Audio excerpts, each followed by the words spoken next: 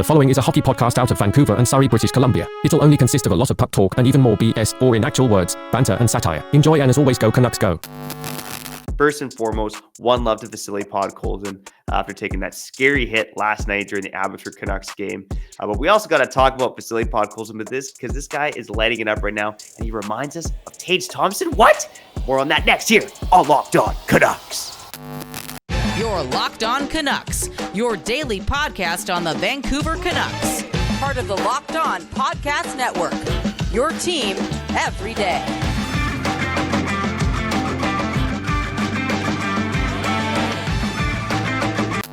Hey, what's going on, everybody? Welcome to another episode of Locked On Canucks. My name is Trevor Beggs, co-host here of Locked On Canucks, and also a Canucks writer over at Daily Hive Vancouver. I gotta let you know before we dive into the show, make sure you subscribe or follow for free on YouTube or wherever you listen to podcasts. Also gotta let you know that today's episode is brought to you by FanDuel, the official sportsbook of Locked On. Make every moment more. Right now, new customers can bet $5 and get $200 in bonus bets guaranteed. Visit FanDuel.com/lockedon today to get started. Coming up on today's episode is the Vasily Podkolzin hype show, baby. This guy is ripping it up to start the season, and he has us reminding of another big-bodied NHL star right now. Also, in the second segment, we're going to touch on some fast and hard Canucks facts. This is playing off of Kyle's hard and soft talk from yesterday. But before we get to that, let me introduce the guy who was talking about some hard and soft stuff yesterday. Kyle Bhawan, how you doing, brother? I'm doing good, man. Just living the life, driving around, picking up things, enjoying the sun. I think I'm in dire need of going on a walk later today and just thinking about the future of my life. It's one of those things, okay? Anywho, let's live in the moment. Kyle Bhawan, Trevor Beggs, Locked On Canucks. Your Canucks every day, not your team. Your Canucks. We'll get to Komment Korner at the end of the show. And no funny business off the top, you know. Podkolzin, that was not cool. I don't know if you've seen the footage of the hit that he took yesterday, late yesterday, from some AHL goon. And I'm going to call him that even though I don't know him. I don't know his stats. This all being said, it was just a cheap shot. It was unnecessary. 5-2 game, 5 minutes left. And it's WWE out there for whoever that guy was. And I don't know how related it is, but I'm just not happy with players thinking that they can take liberties on our players, whether it be in the NHL or the AHL. Like, that's just not cool. What we saw yesterday was totally unnecessary, uncalled for in game number 6 or 7 of the AHL season, and because of it, Podkolzin, from what I heard, I'm happy there wasn't a lot of video that got thrown out of the aftermath of him having his head hit the ice, but from what I heard, it was really, really scary. And I mean, fast forward to this morning, we got to talk about the good things. He posted a photo on Instagram saying, don't worry, be good or whatever, and I'm happy for that. But man, oh man, just think it's unnecessary, man. I'm tired of the Canucks, whether it be from the Abbotsford version or the Vancouver version, taking cheap shots. Okay. Yeah, it was a brutal play, and it was we'll call him out right now. It was Keaton Middleton, a depth defender in the Colorado Avalanche organization. This guy, you got some massive ears on him, but he's also massive in general, 6'6", 240, according to Hockey DB. Mm-hmm. But it's just such an unnecessary play. Like, finish your check, sure, but this guy, like, WWE slammed Podkolzin into the ice. He folded him in half. Smashed against the folded him in half. Yeah. It was completely unnecessary. And let's throw this out there. I mean, Vasily Podkolzin, to turn to the positive, has 5 goals in 6 games to start the season. Keaton Middleton has 5 AHL goals in his last over 130 AHL games. So, Vasily Podkolzin, by far the superior player. So, yeah, come on, man. Keaton Middleton, get your head together. Yo, if they had one enforcer down there, Keegan would get his fix, his hockey fix. He's out there to make some noise, make something happen. And sometimes when players like that have that responsibility to, give their team a spark through physicality, and they can't find a combatant, they do dumb things. Now, I have to say this too. I don't know the box score from yesterday's game. Maybe he already got a fix in. Maybe he did get into a scrap and he just had more gas left in the tank. But I am pretty sure that the Vancouver Canucks the Abbotsford Canucks did let go of one of their primetime enforcers last year, or just like a guy who likes to drop the mitts. Yeah. And I'm not saying these two go hand in hand, but I will say they do go hand in hand, if you know what I'm saying. I think you're referring to Vincent Arsenault, Big Vinny Arsenault, big scrapper last season. He's now with the Providence Bruins of the AHL. So they are lacking in forces, although I will say Alex Canuck-Leipert, he's kind of a depth defenseman on that team. But Canuck-Leipert, former Vancouver Giant, fought Adam Klapka last season in Calgary, who's a 6'8" monster. And Canuck-Leipert's like maybe 6 feet tall. So there's some tough guys there, but at the end of the day, the Abbotsford Canucks playing some good hockey to start the season. Again, we shut it up before. I'm going to shut them up again. Arshdeep Bains now up to 9 points in 6 games on the season. But right now, I want to talk about Vasily Podkolzin. Okay, so this guy has scored in almost every single Abbotsford Canucks game so far this season. 2 of his goals were just like howitzer one-timers on the power play. Also had a pretty sick shorthanded goal. And Kyle, that shorthanded goal reminded me of another NHL star by the name of Tage Thompson. Now, I think everyone in the NHL would love to get their hands on someone like Tage Thompson, a 6'6" forward with some puck skills and the ability to drive to the net, create offense, score a ton of goals. Tage Thompson, really came out of nowhere. And now for 2 years has been really a top-line NHL winger. But, we talk about Podkolzin being in his draft plus 5 season now, right? It's been over 4 years since we drafted this guy, 5th season since being drafted. By the way, if you're confused by my little draft plus 5 talk, here's what I'm talking about. Vasily Podkolzin was drafted by the Canucks in 2019. So his first season after being drafted was the 2019-20 season. That was his draft plus 1 season. So we got 2019-20, 2020, 2021, 2021, 2022, and then 2022, 2023. Now we're in 2023, 2024, baby. It is the 5th season of hockey since Vasily Podkolzin has been drafted. In case you are confused what I'm talking about, that's what I'm talking about. Let's get back to the show. And so I guess there's some impatience, right? It's like, why hasn't this guy made it yet? But still, Podkolzin is only 22 years old. He was a younger player in that draft. Tage Thompson, for the record, if we're going to compare these two, by his draft plus 5 season, was also not doing much. So in his draft plus 5 season, it was that 2020-2021 season, and he had just 8 goals and 6 assists for 14 points in 38 games. Podkolzin, at the same point in his development, early in his development, had outperformed that, right? Like we look at his rookie season, 14 goals, 26 points.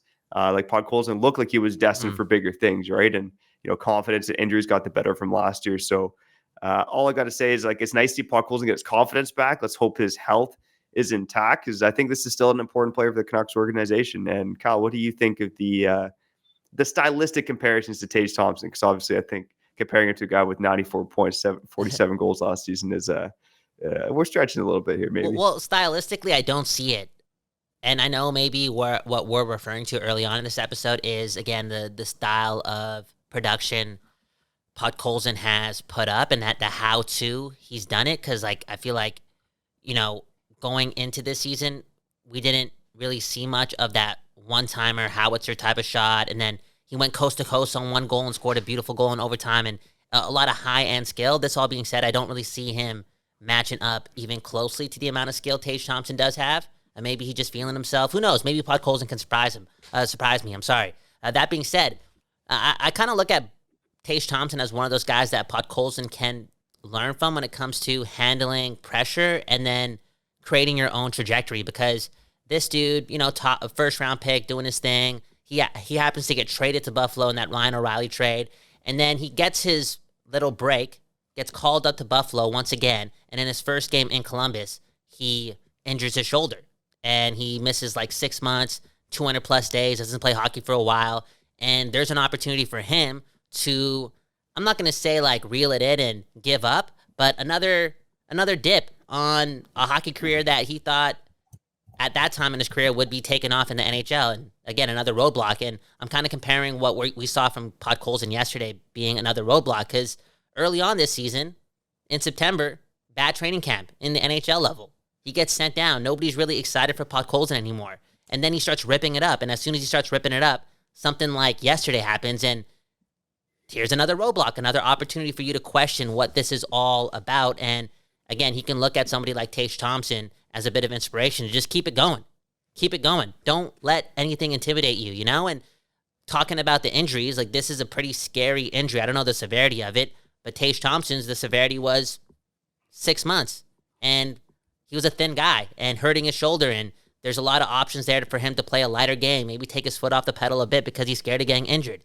But he didn't do it. He didn't do that. And look where he is right now. So Podkolzin has to do the same thing. I know it's kind of naive and ignorant for me to say that because this guy hurt his head and he could be, quote unquote, obliged to play a softer game. But man, oh man, like, it's not really an option, you know? You got to keep it going. You got to keep it going. This is just another blip on your radar, but based on what I've seen early on in Podkolzin, I'm actually way more optimistic than I was in September because I felt as if being sent down for him would have been catastrophic and a knock on his confidence, but he's been able to kind of roll with the punches and make the most out of it, and I feel as if that's part of his character, and he's going to be able to bounce back from this as well. Yeah, and I think we differed a bit on that take earlier on, but I think he hit the nail on the head with Vasily Podkolzin.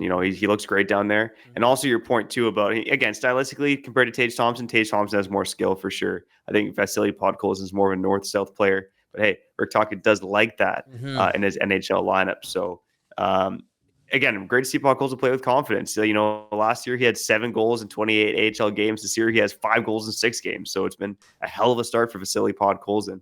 I don't foresee him becoming the next Tage Thompson, but I still think Vasily Podkolzin could be a meaningful contributor to the Canucks. Oh, I think he can too, man.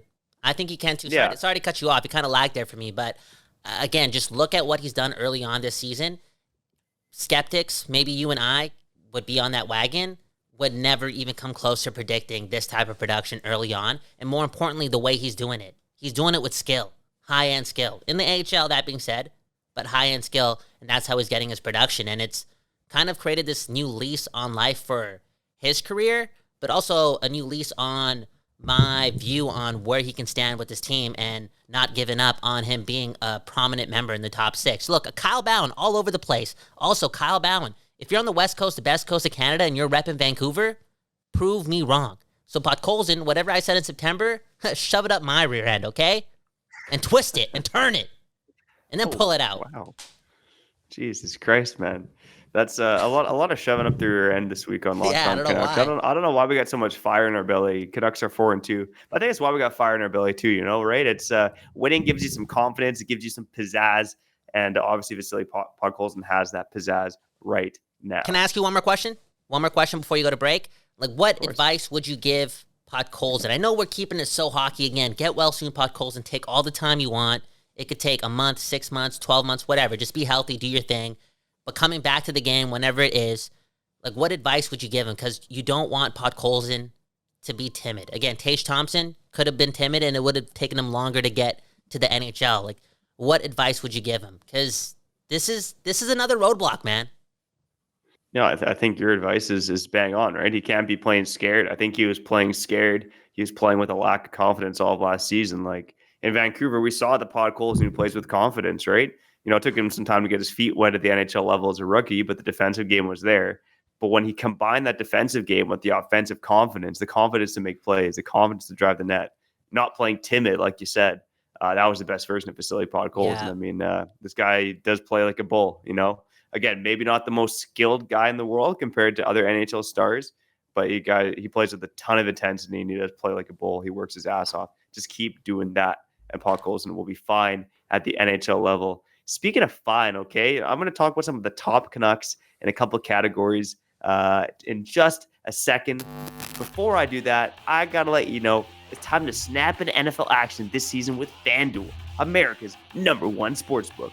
Right now, new customers can get $200 in bonus bets guaranteed when you place just a $5 bet, baby. That's $200 in bonus bets, win or lose. If you've been thinking about joining FanDuel, there's no better time to get in on the action. Kyle, one of my favorite bets last night, Washington Capitals versus New Jersey Devils. A guy by the name of Hunter Shepard picked up his first NHL win. Capitals were the dog in that game, but they need a bit of a boost, and I think some long-term minor league goalie coming up in his first game was just the spark they needed. So if you want to place bets on NHL, NFL, whatever sport you're into, make sure you go do it on FanDuel. There's a wide range of betting options on the app, including spreads, player props, overs, unders, and more. So visit FanDuel.com/lockedon and kick off the NFL season. FanDuel, official partner of the NFL. People, before we get back to the show, baby, I gotta tell you that new episodes of Locked On Canucks will be available wherever you stream podcasts and on YouTube at 4:20 p.m. for no reason at all, okay? New episodes every day at 4:20 p.m. Again, wherever you stream podcasts and on YouTube. Let's get back to the show.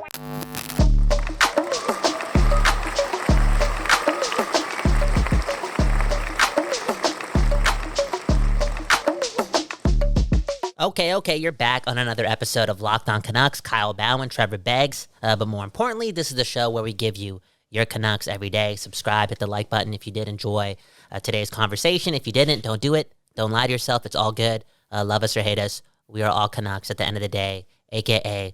We are all on the same team. Beggsy, I asked you that question about Podkolzin, right? Like, how do you tell this guy not to be timid? Another way to do that is to show him what happened to him. I know it could be a little traumatic, but be like, yo, this is barely going to happen to you, you know? This is a BS play from some like, wannabe, you know what I'm saying? Trying to do too much to make an impression, and it's not going to happen again.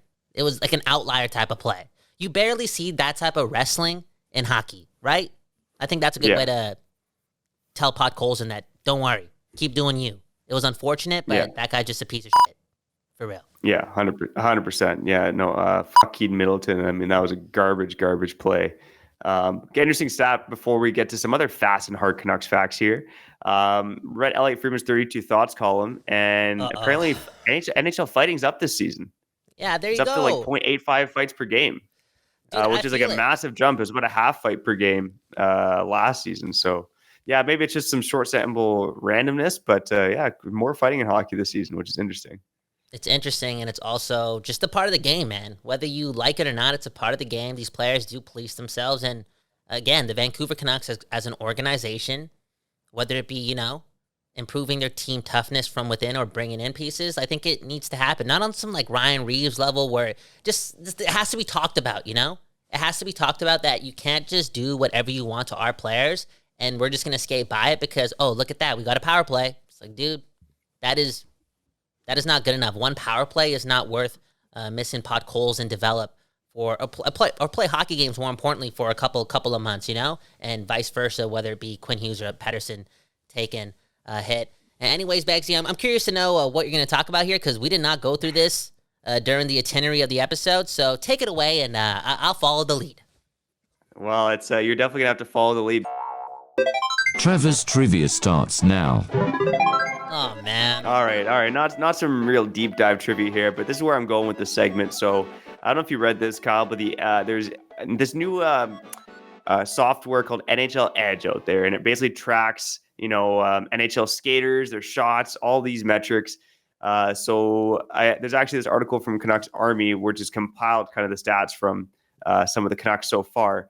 And basically, I'm going to do it in two parts. So these stats from NHL Edge have tracked the fastest skaters among the Canucks this season in terms of top miles per hour hit, and also the hardest shot.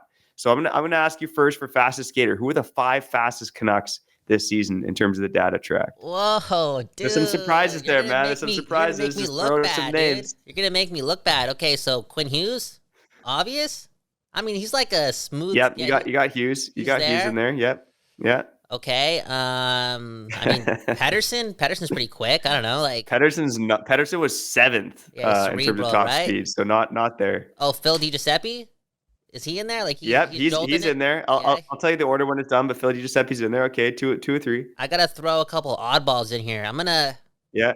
It's just skating, right? So like Anthony Beauvillier, like is he like jolting in there? Really close, but he was 6th. Yeah, there you go. Okay, so I've been watching the games. Dude. Yeah, 3 spots left. I mean, Mikheyev has only played 2 games, so I guess they can't really track him, right? Yeah. He hasn't really been pushing it like that. Yeah, he hasn't quite been there Lafferty. No, not Lafferty. I'll give you one more. There's 3 spots left. Yeah. Oh, you want one more guess? Sorry. Okay, so I'll guess with, dude. I'm trying to think of something off the whim, something a little odd. I don't know. Pius Suter. No, not Pius Suter. Suter was actually near the bottom, believe it or not. Yeah, but there you go. I mean, like we're talking within like the slowest was Noah Juleson at 18.96 miles per hour at his top speed. The fastest Canucks so far in terms of top speed tracked was Phil DiGiuseppe, which surprised me.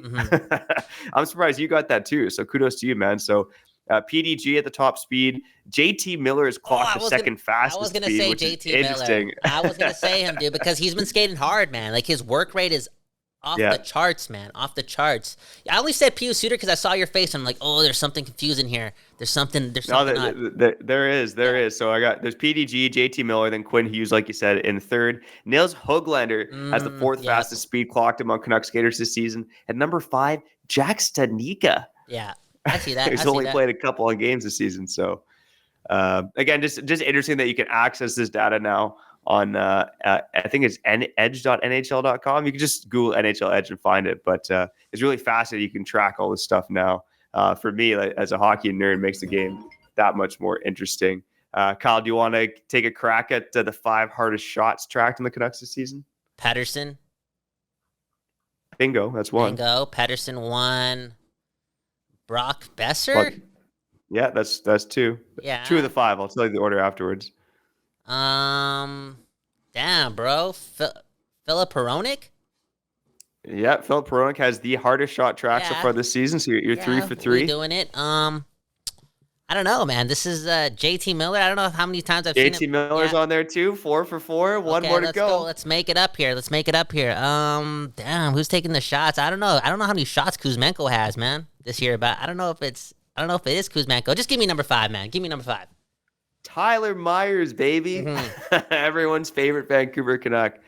So, Phil, I mean, Elias, none of these are as hard as Pettersson shot at the hardest shooter competition when he clocked 103 miles per hour. But Hronek has the hardest shot track so far at 93.6. Myers at 92.1. Besser at 91.8. Pettersson at 90.6. And Miller 86.3. That's not bad, Kyle. You did better with that than the fastest skater. Although there was a couple oddballs in the fastest skater. So, I think like, for me personally, I don't know why Pius Suter was at the top of my mind. I mean, I'm not going to front. I think he's been kind of invisible, but I've also noticed him as well. And I feel like he's actually a little bit faster than I thought he was, but the tracking's not saying that. But on that note, I'm going to ask you the question because it should be asked, right? Not that we're fishing for problems here, but what are your thoughts on Pius Suter? Like, give me your analysis. Yeah, I mean, for Pius Suter, I think you want to see a bottom line offensively, but again, we're 6 games into the season, so I don't want to nitpick too much about that. He's obviously been trusted by the coaching staff, right? In that bottom 6 third line role. I think he's done an admirable job so far. I mean, there are a couple of games early on where the Pius Suter line was playing more than the Elias Pettersson line, specifically in the second Oilers game is what I'm thinking of. But I think he's been okay so far. I don't think hasn't made any glaring errors. I think defensively he's made some pretty nifty plays.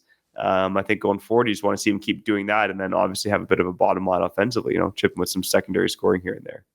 Yeah, there you go. And I think I would say all of the above too. I don't really have anything new to say to that. Just want to see a little bit. I feel as if once he makes like 1 or 2 good offensive plays, and one of them happen to go into the back of the net, or he's a key guy in getting or producing a goal, I think it could give some mojo to him, and we could see a different step in his game. But all in all, I'm not really disappointed in Pius Suter. You know why too? It's like, even though he came out of nowhere and it was a surprise to get him, and you can kind of connect the dots and be like, oh, our bottom 6 is going to be a little bit better because the depth down the middle is a lot better. That being said, the pressure is not entirely on him because of how much he's getting paid. Yeah, exactly, right? $1.6 million bargain contract. And again, he's kind of in a new environment with the new team. So, it's a passable start for sure for Pius Suter. And you talked about mojo, Kyle. Let's end the show with a little mojo, okay? Going to get to Komment Korner in the final segment. Kyle's got a comment of some sort lined up. Before we do that, I got to let you know that, the unexpected in life happens, okay? When I'm camping in the middle of nowhere, I want to make sure that I'm prepared for the unexpected. That's why I got to have the Jace case on hand. The Jace case is a personalized emergency medication kit that contains 5 essential antibiotics that treat the most common and deadly bacterial infections. They keep me and my family safe when I'm out in the great outdoors. Jace Medical now offers customizability for your Jace case with dozens of add-on medications. Choose the best medications that fit you and your family's unique needs. Hey, if you like the Jace case and you want to spread the health, because you know what, health is wealth, you can buy a gift card for family or your loved ones so they can get a Jace case of their own. So make sure you go to JaceMedical.com and enter code LOCKEDON at checkout for a $20 discount on your order. That's promo code LOCKEDON at JaceMedical.com. I gotta shout out Sleeper. You know, a new NHL season brings all sorts of possibilities. Brock Besser could score 50 goals. The Canucks could hoist the Stanley Cup. And you could win big by playing daily fantasy hockey on Sleeper, the official daily fantasy app of the Locked On NHL Network. Sleeper is my number one choice for daily fantasy sports and especially daily fantasy hockey. Because with Sleeper, you can win 100 times your cash in daily fantasy hockey contests. You know what? I saw a former Canuck pop up on Sleeper the other day. Tyler Mott. Okay, got to make some bets on Tater Tot Mott. Still one of my favorite players in the NHL. You know, that guy likes to get the puck on net. He scores more than you think. So go check out some Tater Tot Mott bets over at Sleeper. But if you're picking studs like Tater Tot Mott or someone else, you can pick things on Sleeper like goals, assists, saves, plus, minus, and more. To win 100 times bet on Sleeper, you need to correctly predict the amount of outcome on 8 player stats. You heard me, Canucks fans. You can win 100 times your money playing daily fantasy hockey with Sleeper. So start paying attention and nail your picks so you can start winning big. Use promo code LOCKEDONNHL and you'll get up to a $100 match on your first deposit. Terms and conditions apply. That's code LOCKEDONNHL. See Sleeper's terms of use for details and locational availability.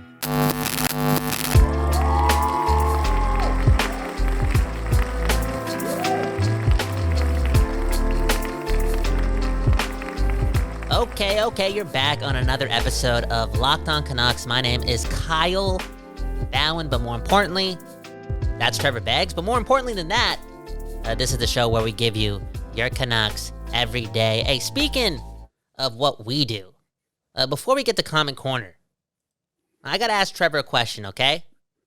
How you doing? I'm doing great, man. You know, a one step closer to the weekend. And not only am I going to the Canucks Blues game on Friday, but now I'm going to the Canucks Rangers game on Saturday. So, you know, shout out to my wife. She got to do bedtime by herself 2 nights in a row with the kids. So I thought you were going to say my wife is an all-star, man. Life is good for me. I thought you were going to say, shout out to my wife. She got me tickets. But you just work in both those games. You work in both those games. There you go. Yo, okay, so if you need plans on Saturday, I got something.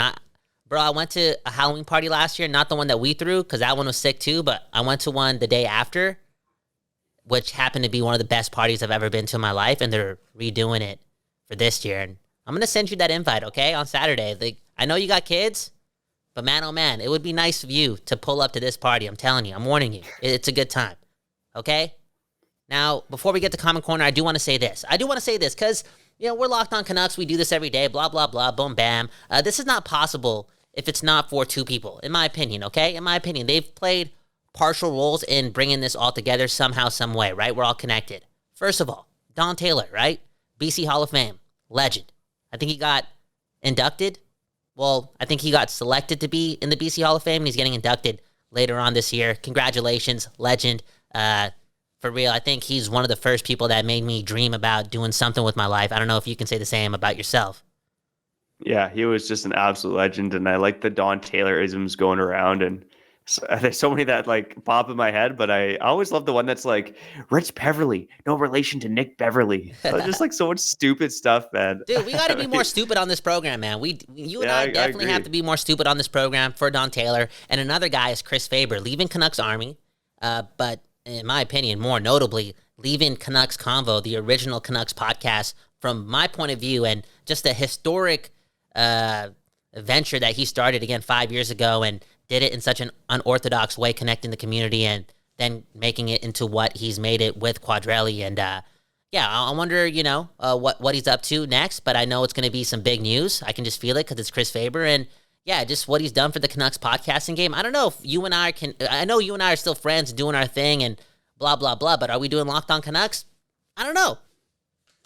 Yeah, I think we are, man. Come on. As much as we love Faber, it's funny. I think you and I started doing the stuff at Silky and Filthy, the old show, Nucks Misconduct, around the time that Faber was breaking in, and that guy obviously hit a home run. But we're making our way, man. Like I said, Locked On Canucks, your team every day. Trevor Beggs, Kyle Bhawan. A a bit unheralded, a bit underrated. Maybe we're like the Phil DiGiuseppe's and Alex Burrows of the world. Man. Really got to work our way up slowly through the minors before we make it to the big times. Chris Faber, man, making Canucks podcasting really cool. And if you've ever met Chris Faber, that guy's one of the coolest guys in the world. It's Trevor Beggs, number one, and number two is Chris Faber. But Chris Faber, man, he's just, there's something about him, man. Something about him. So shout out to Faber. Chris Faber's one of the most lovable guys you'll ever meet, man. Whereas I got a much more punchable face.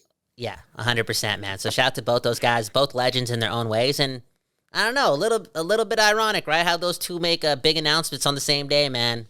We're all connected, man. Faber and Don Taylor, boom, bam. All right? Anyways, let's get to the most important part of the show, Komment Korner, right? Because it's about the people here on Locked On Canucks. Welcome to Komment Korner, powered by Paraphrasing. This comment comes from Mark. Let's get the building bumping on Diwali and call up Arshdeep Bains and play some Diljit Dosanjh and get it popping Punjabi style.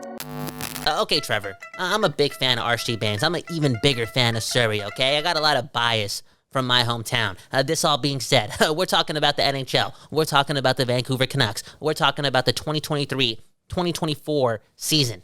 There's no such things as moral victories this year.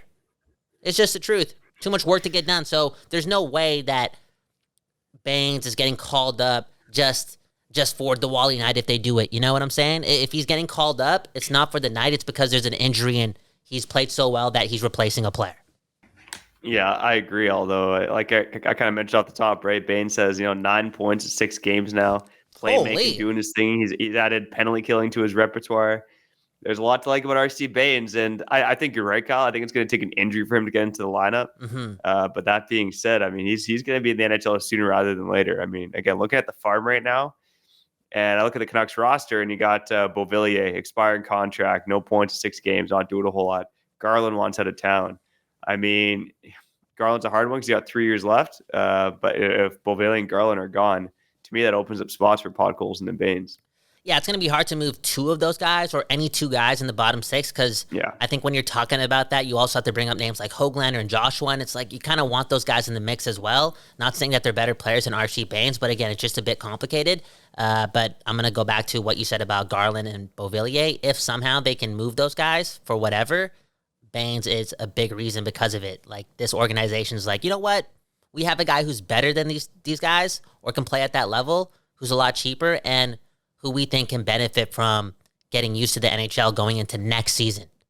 And I could see that all happening, man.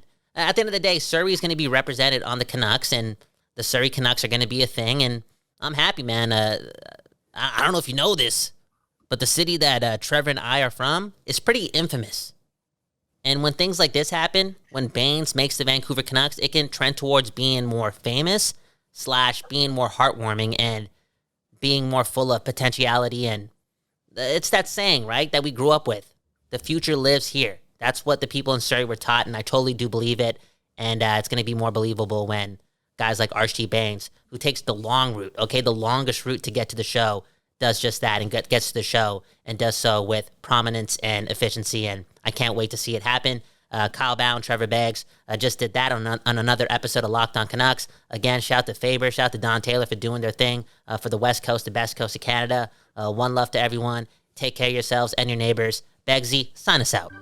A shout out to the everydayers, the occasional listeners. If it's your first time listening, welcome to the program. And shout out to the new subscribers. Holy guacamole. We're almost at the 1,000 mark. And that means a hell of a lot to Kyle and I because, again, we're nothing without you who are listening to this program right now. Coming up to end off the week, maybe a little bit of PDG talk. I just wrote a piece about him on Daily Hive. And maybe we'll get back to the happy hour, okay? Keep things light, keep things positive, keep things happy, baby. But for now, I'm Trevor Beggs. That guy's Kyle Bhawan, and you've been listening to Locked On Canucks.